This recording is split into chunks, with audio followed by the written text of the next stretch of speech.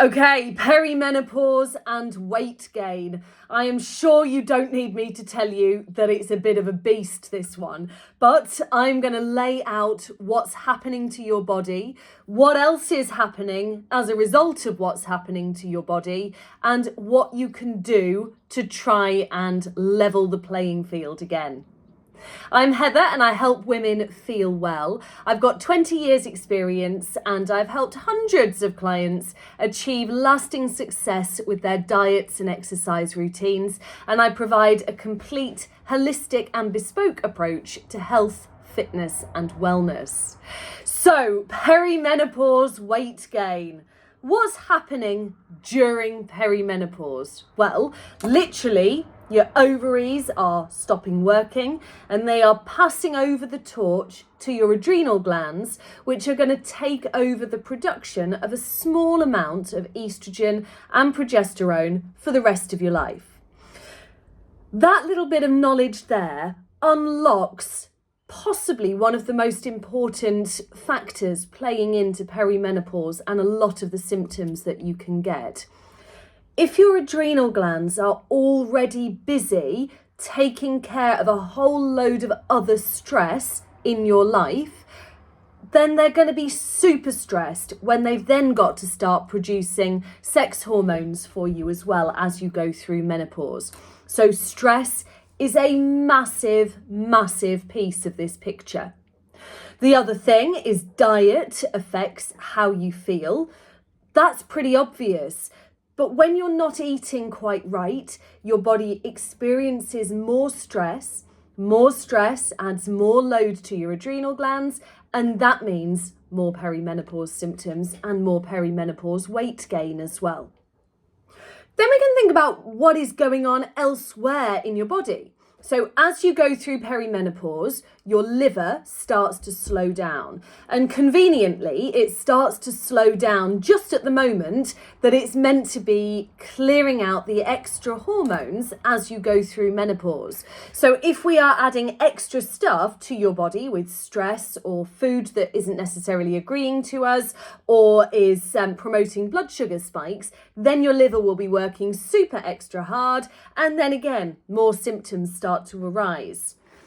Now, when one part of your body is out, it tends to have a cascade of effects through the rest of your system. So if we've got your adrenal glands out, the whole knock-on chain of effects after that can be quite big. So you might notice changes to your digestion, you might notice changes to your immune system, you might be experiencing thyroid issues, and you might be experiencing elevated blood pressure, high cholesterol, all of that sort of stuff as well. And these are all kind of downstream reactions of what's already going on in your body.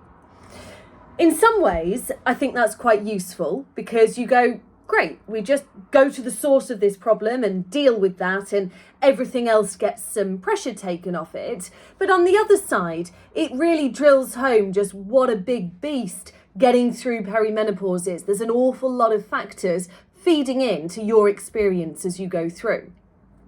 So what can we do about it?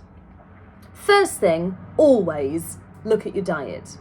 Make sure you are not eating anything that disagrees with you. So if you're eating something and you notice it gives you a tummy ache, or it goes through you, or it backs you up, or you're getting nausea or gas or any other kind of symptoms, even non-digestive ones like feeling exhausted or racing heart or anything like that, can all be signs that you're eating something that's not agreeing with you and would be better to avoid. We also need to make sure that your diet is balanced. So that means choosing plenty of protein. It means adding veg and some fat to each meal. And it means adding a small cupped palmful size portion of starchy carbs to each meal as well. And starchy carbs are going to be rice, potatoes, sweet potatoes, fruit, beans and lentils, all of those sorts of things are carbohydrates inside your body, and they need to be eaten in the right proportions if we're going to avoid spiking your blood sugars and then all the downstream effects that come from that. We then really need to, I was also going to say that also making sure that your diet is really good also has a positive effect on your gut. Now, if your gut is not that happy, then it can promote recycling of hormones that your body is actually trying to detox and clear out. So it can proliferate the problem with hormones not getting out of your system in the way that you would like them to. So that's another good reason for making sure that your diet is as good as we can make it. Then we need to look at stress. Now, stress, it sounds like such a stress kind of thing, but actually stress is really, really, really, really important, especially during perimenopause. Now, stress can come from emotional sources, arguments, rushing, that sort of thing. It can come from physical sources. So that might be over-exercising or under-exercising. And it can also come from environmental sources. Now, my initial reaction to this has always been, it's all a bit hippie to kind of think about that. But actually, this is such an important area.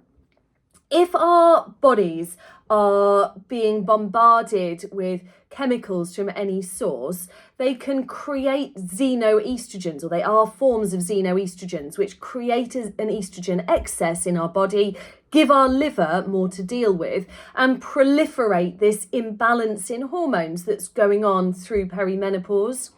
So sources of xenoestrogens are going to be stuff that you're sticking on your skin, things you're cleaning your house with, using non-stick pans and cookware, plastic chopping boards, plastic Tupperware, all of that stuff. It adds up a lot more than you might imagine, both to your stress on your system and also to a xenoestrogen load on your body, which has an impact on your liver and has an impact on your gut, which have an impact on the symptoms and the weight gain that you are noticing through perimenopause.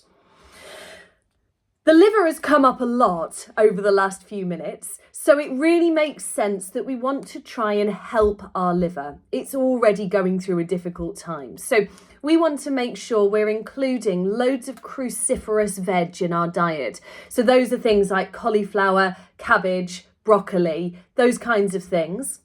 Sulfur-rich veg, so raw onions, raw garlic, can be really useful too.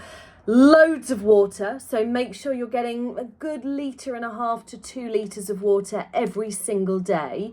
And it is better to call that water as opposed to lots of tea or lots of coffee or squash. So the closer to real water that you can get, the better. And we also need to make sure we're including protein from various animal sources in order to make sure that we're getting all of the nutrients that your liver needs in order to do its job properly.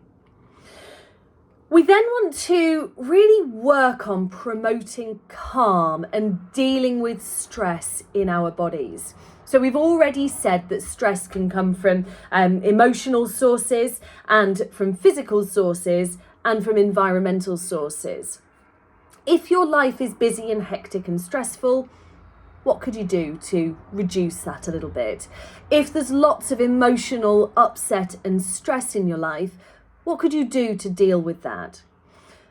What physical stress have you got? Are you not exercising? Are you over-exercising?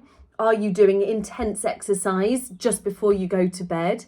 All of those things can be addressed, at least to some degree, to very positive effect. And then we've already spoken about the environmental toxins, and it is worth really trying to clear out your environment and do your best for your whole system through doing all of those actions as well.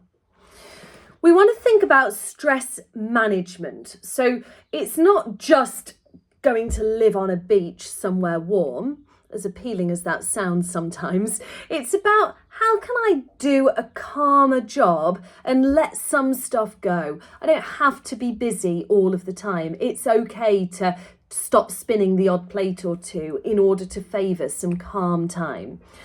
We also want to think about sleep quality, making sure we're getting to bed at a good time, trying to do what we can to improve our sleep. And I have made a video about getting a good night's sleep, so that might be a good one to go and have a look at if that's a problem area for you. Then we can start to think about supplements. But I think it's a good idea to get those foundations in place before you start thinking about adding supplements in. You know, supplements cost money, and yes, they do help, they do make a big difference in the overall picture, but the results that you get from them are going to be much better if you've got those foundations in place first.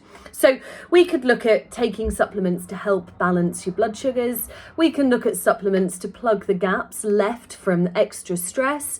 We can look at adaptogens to help your body deal with stress. We can take things that might help your body, help your liver clear through the excess hormones that's going on. We can look at supplements that might help to balance out your gut as well.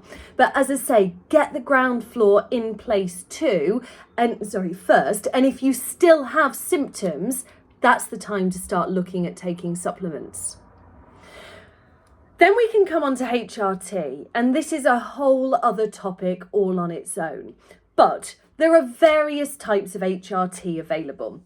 You can get them through the NHS, through your GP, you can get them through functional doctors, and then there are lower dose or herbal options which are available through practitioners like me. Taking the right dose of the right hormones for you can be absolutely game-changing here at balancing things through, helping your body deal with stuff better and helping you get rid of that extra weight gain that you're experiencing. But again, you're going to get the best benefits out of hormone replacement when you've got the foundations in place. So working on those foundations is super, super important. Okay, I hope that's given you some useful things that you can work on. Nobody, including myself, is perfect in all of those areas. If you have got symptoms, work on those foundations, get them as good as you can, then see what you're left with and decide what the next best step is for you.